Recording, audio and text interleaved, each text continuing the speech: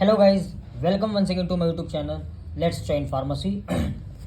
तो गाइस, आज हम फोर्थ सेमेस्टर बी फार्मेसी उसके अंदर मेडिसिनल केमिस्ट्री 1 के most important questions from unit 1 to unit 5 के बारे में डिस्कस करने वाले हैं, जो कि इम्पॉर्टेंट क्वेश्चंस है। आपके एग्जामिनेशन के अंदर इन्हीं क्वेश्चन से पूछा जाता है 100%। तो इन क्वेश्चंस को आप प्रैक्टिस करके जाइए, डेफिनेटली जो ना आपके एग्जाम में आप पास होने वाले हैं। वो किसी भी यूनिवर्सिटी से आप बिलोंग करते हो, इन्हीं क्वेश्चंस से आपका एग्जाम क्वेश्चन पेपर आने वाला है। तो यूनिट 1 के अंदर सबसे पहले देखते हैं कौन से इंपॉर्टेंट क्वेश्चंस हमें पढ़ना है। सारा कुछ सिलेबस तो हम नहीं पढ़ सकते क्योंकि वास्ट है। तो फर्स्ट क्वेश्चन यूनिट 1 के अंदर, what is phase 1 bio transformation, discuss any two oxidative reactions. यहाँ पर्टिकुलरली उन्होंने फेज 1 बायो ट्रांसफॉर्मेशन पूछा है। यहाँ आपको करना है क्या है, सबसे पहले आपको बायो ट्रांसफॉर्मेशन की डेफिनेशन लिखना है, उसके बाद फेज 1 फेज 2, देन आपको 2 ऑक्सीडेटिव रिएक्शंस को एक्सप्लेन करना है। Second question, what is phase 2 biotransformation, discuss any 2 conjugation reactions. ये भी आपको लिखे जाना है। सेम बायो ट्रांसफॉर्मेशन एक्सप्लेन करो, फेज 1 फेज 2, देन आपको 2 कॉन्जुगेशन रिएक्शंस आपको एक्सप्लेन कर देना है। Then write the factors affecting drug metabolism. किन किन फैक्टर्स के द्वारा ड्रग के मेटाबॉलिज्म पर इफेक्ट पड़ सकता है वो आपको लिखना है, एक्सप्लेन करना है, ठीक है। Then define biotransformation, what is its importance, write the sites of biotransformation. Biotransformation होता है क्या है, then what is the importance, biotransformation का इंपॉर्टेंस क्या है वो लिखना आपको, and the sites of biotransformation. Fifth question, add a note on hydrogen bonding and protein binding. Importance वाला है, हर बार पूछा है। Then sixth question, explain the role of solubility and partition coefficient. Solubility और partial coefficient ये अलग ही role play करते हैं medicinal chemistry के अंदर, तो इस क्वेश्चन को पूछने की प्रोबेबिलिटी ज़्यादा है। Then explain optical and geometrical isomerism, write role of cytochrome P450 in biotransformation. ये भी पूछा जा सकता है क्योंकि ये एंजाइम रिलेटेड है। देन discuss hepatic and extra hepatic metabolism, role of gluconic acid and glycine in biotransformation. ये 10 क्वेश्चंस है जो कि यूनिट 1 में इंपॉर्टेंट है। आप इन क्वेश्चंस को प्रैक्टिस कर लेंगे तो काफ़ी है। नेक्स्ट यूनिट 2 पर हम देखते हैं। First question, define and classify adrenergic agents. आपको डेफिनेशन लिखना है, क्लासिफिकेशन करना है एड्रेनर्जिक एजेंट्स का। Then discuss adrenergic blocking agents in detail, give the synthesis of propranolol. Propranolol का सिंथेसाइज लिख के उसके यूज और साइड इफेक्ट्स भी आपको लिख देना है। Second one, classify adrenergic antagonist, मतलब adrenergic blockers. Adrenergic antagonist is nothing but adrenergic blockers with suitable examples, structure and synthesize of the tolazoline. Then next question, write the SAR of beta adrenergic blocking agents. SAR medicinal chemistry 1 के अंदर तो एक अलग ही role play करता है। Write the mechanism, structure and uses of methyl dopa, ephedrine, phenoxybenzamine, metoprolol. इन सारे के आपको मैकेनिज्म लिखना है। Then structure, uses, adverse effects, आपको सारा कुछ लिख के आना है। Define and classify the, write the SAR of adrenergic agents, give the synthesize of the phenylephrine. Phenylephrine का सिंथेसाइज आपको लिखना है। Then sixth question, write the structure mechanism of oxymetazoline and clonidine with uses. 7 question देखते हैं। Write a note on alpha adrenergic agents, structure and uses of any one. 8th one, explain mechanism of action and uses of esmolol, xylometazoline, prazosin, then pseudoephedrine. 9th one, explain mechanism of action and uses of terbutaline, ephedrine, then methyl sergine, atenolol. इसका आपको mechanism of action लिखना है, uses लिखना है, अगर हो सके तो साइड इफेक्ट्स भी आप लिखिए। कॉमन से साइड इफेक्ट्स रहते हैं, आप साइड इफेक्ट्स भी लिखो। Then 10th question, what are indirect acting sympathomimetic agents, write the structure and uses of any one.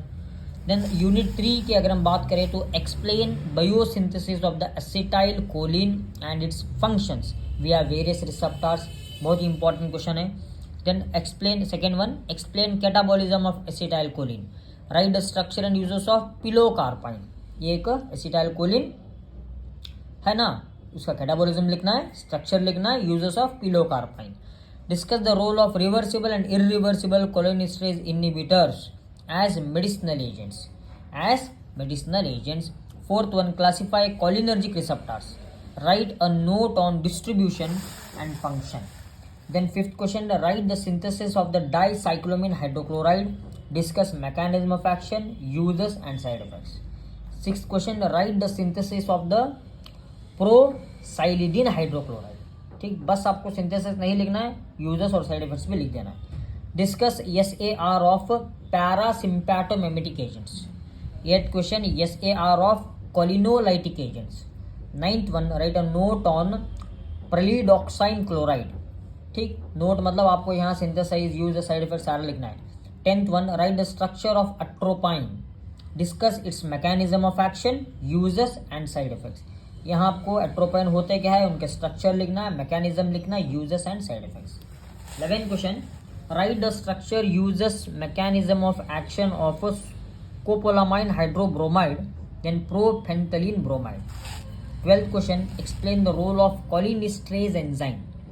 Write the synthesis, mechanism and uses of neostigmine. 13th question, write the structure, uses and mechanism of scopolamine hydrochloride. मतलब यही question से repeat हो चुका है, वही को आपको लिखना है. देन यूनिट 4 के अंदर हम इंपॉर्टेंट क्वेश्चंस को डिस्कस करेंगे. Define sedatives and hypnotics. Explain the SAR of barbiturates. Write the synthesis of the barbital. 3 question है, 10 मार्क्स के अंदर पूछा जा सकता है. Second question, write the SAR of benzodiazepines and outline the synthesis of diazepam. ठीक. Third one, explain the SAR of phenothiazines in synthesis of the chlorpromazine hydrochloride. Fourth one, what are anticonvulsants. Classification with structure, uses and synthesis of any one. किसी भी एक anti convergent को आपको explain करना है, मतलब उसका सिंथेसाइज लिखना है, मैकेनिज्म ऑफ एक्शन लिखना है, ये सारा कुछ जो है ना एक वाले का डिटेल में एक्सप्लेन करना है. Define and classify antipsychotic drugs, uses, mechanism and synthesis. Then synthesis of the alprazolam. ठीक. Then 7th one, write the structure and uses of promazine hydrochloride, trifluoropromazine and triflupirazine. Then 8th question, write the structure and uses of hydantoin and oxazolidine diones. The last unit, unit 5 important questions. What is anesthesia? Classify general anesthesia. Give mechanism of action, uses, synthesis of halothane ketamine hydrochloride. Second question, explain SAR of morphine and synthesis of the phenyl citrate. ठीक. Third question, classify NSAIDs with example. Write the synthesis of the ibuprofen. Fourth one, what are narcotic analgesic? Give their mechanism with limitations. Write the synthesis of the methandone hydrochloride. Narcotic analgesic का आपको mechanism लिखना है, limitations, synthesize of the methandone hydrochloride. देखिए ये जो है ना ऊपर वाला NSAID, इसको NSAID को एक और नाम भी कहा जाता है, that is anti inflammatory drugs. Then synthesis of the mefenamic acid. Sixth one, explain inhalational anaesthetics in details with relevant structures and comparative clinical merits. Seventh one, what is dissociative anesthetics? Dissociative anesthetics. Write the synthesis and uses of ketamine. Eighth one, write the structure and uses of piroxicam, then phenylbutazone, aspirin. ठीक. उसके बाद indomethacin, नैप्रोक्सिन, कीटोरोलैक. तो guys ये हो गए हमारे unit 1 से लेके यूनिट 5 तक के इंपॉर्टेंट क्वेश्चंस जो कि हमेशा आपके एग्जामिनेशन में पूछे गए हैं और आपके एग्जाम में भी पूछेंगे. तो इस तरीके के अगर आपको important videos on other subjects चाहिए तो आप कमेंट सेक्शन में कमेंट करो. अगर चैनल पर नए हैं तो चैनल को सब्सक्राइब कर लो, शेयर कर लो, लाइक कर लो. Thank you, have a nice day.